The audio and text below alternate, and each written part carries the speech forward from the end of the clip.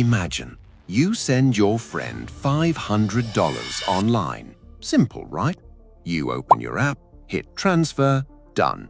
But here's something nobody tells you. That transaction didn't just move money. It passed through at least 3 to 5 different institutions, each one taking a cut, each one holding the power to freeze, delay, or reverse it completely. You didn't send money to your friend. You asked permission to send money to your friend. And that permission, it lives inside a database controlled by people you've never met and never agreed to trust. Now here's the question that changes everything. What if you could send that same $500 directly? No middleman, no permission required, no single point of control. That's not a fantasy. That's exactly what blockchain was built to do. And once you understand how it actually works, you'll never look at money, banks, or the internet the same way again. My name's Jack, and I spend way too much time thinking about crypto, blockchain, and the future of money. If you want real explanations without the hype, hit subscribe and drop a thumbs up if this helps it click. Okay, let's start with the one analogy that makes blockchain instantly make sense. Imagine a notebook. Inside that notebook, every transaction ever made is written down.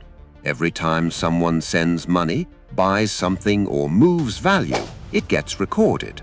Now, normally, that notebook lives inside one bank, one company, one building. They control it. They can edit it. They can lose it. They can lie about what's in it. Blockchain takes that same notebook and makes thousands of copies. Every copy lives on a different computer, in a different city, run by a different person. And here's the critical part. Every single copy must match perfectly. If someone tries to change one entry in one copy, every other copy rejects it immediately. You can't fake it. You can't hack one computer and win. You'd have to simultaneously hack thousands of computers all at once, which is practically impossible. That's blockchain, a shared notebook that nobody owns and everybody can verify. But here's where it gets really interesting, because the word blockchain is actually describing exactly how it's built. Data gets stored in blocks. Think of each block like one page of that notebook. Each page holds a batch of recent transactions. When a page gets full, it gets sealed. And here's the genius part. Before it gets sealed, it receives a unique digital fingerprint called a hash. That fingerprint is based on everything written on that page. Change even one letter, one number, one character, and the fingerprint completely changes. Now here's where chain comes in. Every new block doesn't just contain new transactions, it also contains the fingerprint of the previous block. So block 500 contains the fingerprint of block 499. Block 499 contains the fingerprint of block 498. They're all linked, chained together, going all the way back to the very first block ever created, called the Genesis block. This means if someone tried to go back and change a transaction from 3 years ago, the fingerprint of that block would change, which would break the link to the next block, which would break every block after it. The entire chain would show a mismatch. Every computer on the network would instantly flag it as invalid. This is why blockchain data is called immutable. Once it's written, it cannot be changed, ever. But wait, who decides which transactions actually get added to the chain? This is where most explanations get complicated. Let's keep it simple. On Bitcoin's blockchain, there are thousands of computers called nodes running simultaneously. When you send a transaction, it gets broadcast to all of them at once. These nodes are responsible for verifying that your transaction is legitimate. Do you actually have the funds? Is the signature valid? Has this coin already been spent somewhere else? Once verified, transactions get bundled into a new block. But before that block can be added to the chain, One node has to win a competition. In Bitcoin, that competition is called proof of work. Nodes, called miners, race to solve an incredibly difficult math puzzle. The first one to solve it gets to add the next block and earns a Bitcoin reward for doing so. This process is intentionally difficult and expensive, and that's the point. Making it hard to add blocks means making it hard to cheat, because cheating would require more computing power than every honest participant combined. The cost of attacking the network is higher than any possible reward. Other blockchains, like Ethereum, use a different system called proof of stake.